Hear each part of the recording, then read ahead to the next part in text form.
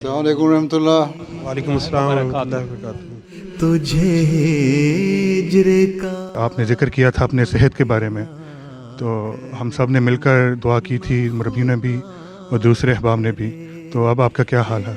जज़ाकल्लाह, बड़ी अच्छी बात है। दुआ की थी, मैं इसलिए आपके सामने बैठा हूँ। समेट लूं।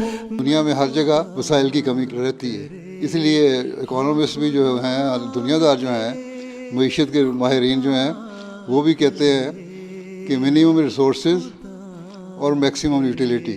ये तो आपको भी देखना चाहिए कि अपने महदूद वसाइल से आप ज़्यादा से ज़्यादा कितना इस्तेफादा कर सकते हैं। का मगला हज़रत मुस्लिम माऊद रज़ियल्लाहु अन्हु ने जो 3 तंजीमें बनाई थी, अंसारुल्लाह, ख़ुदामुल अम्बिया, लजना, उसको 3 पहिए नहीं बनाया था। उन्होंने कहा था चौथा पहिया जमात अहमदिया है।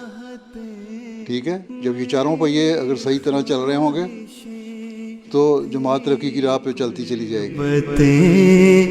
मेरी मन MT अल अरबिया का असर हो रहा है, उसके ज़रिए से लोग बहुत सारी बातें हो रही हैं। अफ्रीका में बहुत सारी बातें हो रही हैं, एशिया में हो रही हैं, हिंदुस्तान में हो रही हैं। तो मुख्तलिफ ज़रिए हैं। MTA के ज़रिए से आप MTA में काम कर रहे हैं, तो ये भी एक जिहाद है जिस पे आप हिस्सा ले रहे हैं। जिहाद कबीर ही है ना कुरान करीम की तालीम को फैलाना।